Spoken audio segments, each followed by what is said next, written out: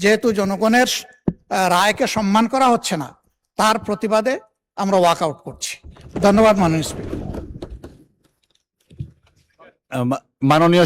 মাননীয় বিরোধী দলীয় নেতা একটু যদি শুনতেন, হয়তোবা কিছু আশার আলো আসতে পারে, জানি না আমি কিছু। আচ্ছা, এই বিষয়টা সংসদের প্রথম অধিবেশন থেকেই চলে আসছে এবং আজকে যে প্রস্তাব উপস্থাপন করা হয়েছে এটি প্রথম অধিবেশনেই মাননীয় স্বরাষ্ট্রমন্ত্রী উপস্থাপন করেছিলেন। সেই দিনই আমরা আমাদের অবস্থান স্পষ্ট ব্যক্ত করেছি। এরপরে এটা সঠিক যে কয়েক দফায় মাননীয় চিফ হুইপ স্বরাষ্ট্রমন্ত্রী মহোদয় আমাদের সাথে যোগাযোগ করেছেন, বসেছেন। আমরা আমাদের অবস্থান স্পষ্ট করেছি। আমরা কখনো বলি নাই যে আমরা নাম দেব সদস্যদের। আমরা কনসেপচুয়ালি এটাকে অ্যাকসেপ্ট করি নাই। আমরা বলেছি আমরা জাতির কাছে ওয়াদাবদ্ধ, যেমন ওয়াদাবদ্ধ ছিল বর্তমান সরকারি দল। আমরা নির্বাচনের আগে সবাই বলেছি গণভোটে হা বলুন, হা ভোট বিজয়ী হলে আমরা গণভোট বাস্তবায়ন করব, এর রায় বাস্তবায়ন করব। এবং এরই প্রেক্ষিতে আমরা দুইটা শপথ নিয়েছি, একটা সংসদ সদস্য হিসাবে আর একটা সংস্কার পরিষদের সদস্য হিসাবে। আমাদের দুইটা শপথই আমরা মনে করি বিদ্যমান আছে। সুতরাং ওইটাকে যদি বাইপাস করার জন্য এই কমিটি গঠন করা হয় তাহলে আমরা এই প্রস্তাব প্রত্যাখ্যান করছি। আমরা আমাদের আগের অবস্থানেই আছি। আমরা মনে করি গণতন্ত্রের দাবি হচ্ছে জনগণের মতামতকে মেনে নেওয়া। সেই মতামত 70%-এর কাছাকাছি জনগণের মতামত। এই মতামত যদি এইভাবে 68.6%, এই মতামত যদি এইভাবে অবলীলায় শেষ হয়ে যায় তাহলে ভবিষ্যতে গণতান্ত্রিক এই পদ্ধতির উপর জনগণ আস্থা হারাবে না, শুধু বিদ্রোহী হয়ে উঠবে। আমরা মনে করি যে জনগণের এই অভিপ্রায় মতামতকে কোনোভাবেই অগ্রাহ্য অপমান করা উচিত হবে না। এই জন্যে তাদের প্রতি সম্মান রেখেই আমরা শুধু এই কমিটিতে অংশগ্রহণ করব না এটাই নয়, বরঞ্চ এই পর্বটা আমরা, যেহেতু জনগণের রায়কে সম্মান করা হচ্ছে না, তার প্রতিবাদে আমরা ওয়াকআউট করছি। ধন্যবাদ মাননীয় স্পিকার। মাননীয় বিরোধী দলীয় নেতা একটু যদি শুনতেন, হয়তোবা কিছু আশার আলো আসতে পারে, জানি না আমি কিছু।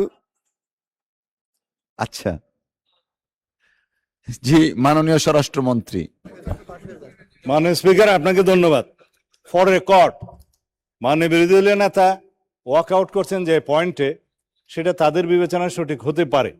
তবে বাংলাদেশের মানুষ, গণ অভ্যুত্থান পরবর্তীতে বাংলাদেশের মানুষের প্রত্যাশা, আমরা পঞ্চদশ সংশোধনী বাতিল করতে চাই। এবং পঞ্চদশ সংশোধনী বাতিল না হলে হাইকোর্ট, সুপ্রিম কোর্ট যদি ভার্ডিক্ট দিয়েও থাকে, এই লেজিসলেচারে যদি আমরা পঞ্চদশ সংশোধনী বাতিল না করি, সেই সংশোধনের উপর ভিত্তি করে আমাদেরকে চলতে হবে। সুতরাং আমরা সংবিধান সংশোধনী কমিটি করা ছাড়া, এই সংবিধান সংশোধন করা ছাড়া এই জাতিকে আমরা নতুন প্রত্যাশা অনুযায়ী এগিয়ে নিতে পারবো না। তিনি বলেছেন তারা দুইটা শপথ নিয়েছেন। মাননীয় স্পিকার, দুইটা শপথ দিলে প্রথম শপথ তো অবৈধ হয়ে যায়। বর্তমান সংবিধান অনুসারে নির্বাচন অনুষ্ঠান হয়েছে, বর্তমান সংবিধান অনুসারে এই জাতীয় সংসদের অধিবেশন আহ্বান করেছে মহামান্য রাষ্ট্রপতি, সেই সংবিধান অনুযায়ী এইখানে জাতীয় সংসদ বৈঠক অনুষ্ঠিত হয়েছে এবং সেই সংবিধান অনুযায়ী এখানে রাষ্ট্রপতির ভাষণ হয়েছে এবং সেই ভাষণের উপরে তারাও আলোচনা করেছেন, আমরাও আলোচনা করেছি। মাননীয় স্পিকার, এখনো পর্যন্ত সাংবিধানিক নিয়ম অনুসারে সেই ধারাবাহিকতায় এই জাতীয় সংসদের প্রত্যেকটা অধিবেশন, প্রত্যেকটা বৈঠক পরিচালিত হচ্ছে। সুতরাং তারা যদি বলে থাকে তারা দুইটা শপথ নিয়েছে, আর একটা শপথ আমরা তো নেই মাননীয় স্পিকার, তারা শপথ নিয়েছে সংবিধান সংস্কার পরিষদের সদস্য হিসেবে। কোথায় আছে সংবিধান সংস্কার পরিষদের সদস্য হিসেবে শপথ নিতে পারবে? সেটা অসাংবিধানিক। যেটা উপদেষ্টা পরিষদে সিদ্ধান্ত হয়েছিল, আইন উপদেষ্টা নথিতে পাশ করেছে এবং সেই নোটিশটা নির্বাচন কমিশনে পাঠিয়েছে, সর্বৈব সেগুলো ভয়েড অ্যাব ইনিশিও প্রথম দিন থেকেই। এবং সেই আর্টিকেল 148 অনুসারে, তফসিল তৃতীয় অনুসারে সেখানে যে একটা ফর্ম ব্লু পেপারে ছাপিয়ে দেওয়া হলো যে সংসদ সদস্যগণ আবার আরেকটি শপথ নেবেন সংবিধান সংস্কার পরিষদের সদস্য হিসাবে, সেটা ফুল নাল এন্ড ভয়েড। এটা কোনো আনকনস্টিটিউশনাল, সে কোথাও নাই। এবং তার উপর ভিত্তি করে তিনি যে বক্তব্য দিলেন, গণভোটের গণরায় অনুসারে আমরা গণভোটকে সম্মান দিতে চাই। অবশ্যই গণভোটের গণরায়কে যদি সম্মান দিতে হয়, এই সংবিধানকে সংশোধন করতে হবে। এবং তারপরে যদি সবাই মিলে রাজি হয় যে সংবিধান সংস্কার পরিষদ গঠন হবে, তখন যে সংবিধান সংস্কার পরিষদের সদস্য হিসেবে শপথ নিতে পারবে, তখন সেটা হবে। এখন তো সেটা হয়নি, মানে স্পিকার। আগে সংবিধান সংশোধন হতে হবে সমঝোতার ভিত্তিতে। সেই সংবিধানে যদি সংস্কার পরিষদের কোনো বিধান সংযুক্ত করতে হয়, সেই আলোচনাও তাদেরকে সেই সংবিধান সংশোধন কমিটিতে এসে করতে হবে। তারপরে আলাপ আলোচনার ভিত্তিতে আমরা যে সংশোধিত সংবিধান পাবো, সেই সংবিধান অনুসারে আমরা এগিয়ে যাব। এখন যদি কেউ বলে যে গণভোট হয়েছে, কিসের উপর হয়েছে মাননীয় স্পিকার? গণভোটের যে আদেশ, সেটাকে আমরা নাম দিয়েছি জুলাই আদেশ।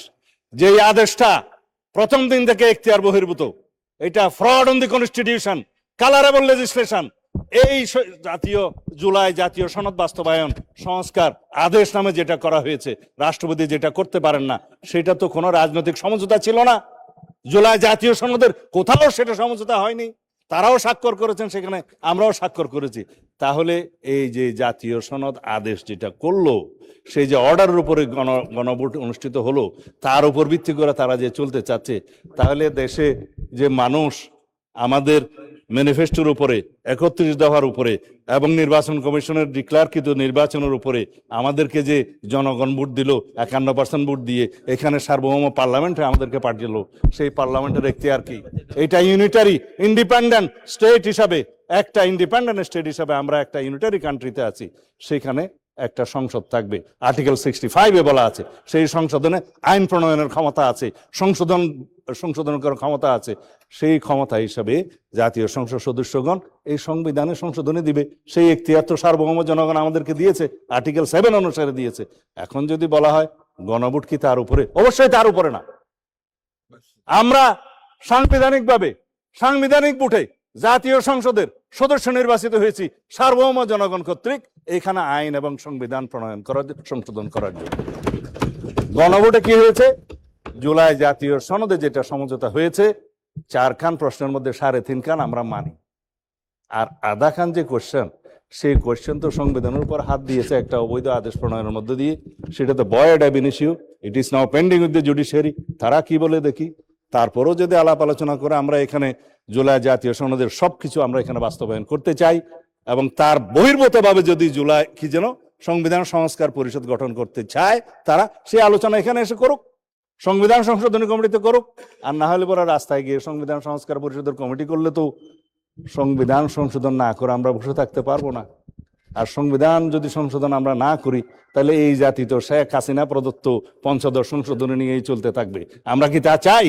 আমরা অবিলম্বে ইনশাআল্লাহ এই সংবিধান সংশোধনী কমিটি গঠন করা হয়েছে, আমরা বৈঠক করব এবং এই জাতির শ্রেষ্ঠ সন্তানদের সাথে আমরা আলোচনা করব, স্টেক হোল্ডারদের সাথে আলোচনা করব, জুডিশিয়ারির সাথে আলোচনা করব, আইনজীবীদের সাথে আলোচনা করব, সুপ্রিম কোর্ট বার অ্যাসোসিয়েশনের সাথে আলোচনা করব, আমাদের পত্রিকার সমস্ত সম্পাদক এবং ডিজিটাল আর প্রিন্ট মিডিয়ার সমস্ত সম্পাদকদের সাথে আমরা আলোচনা করব, অন্যান্য স্টেক হোল্ডার বুদ্ধিজীবীদের সাথে আলোচনা করব, সংবিধান সংসদ বিশেষজ্ঞদের সাথে আলোচনা করব, জুলাই জাতীয় সনদ প্রণীত হয়েছে যে সমস্ত রাজনৈতিক দল স্বাক্ষর করেছে তাদের সাথে বসে আলোচনা করব, সংসদে আলোচনা করব, বৈঠক করব, তারপর আমরা সুপারিশ প্রণয়ন করব।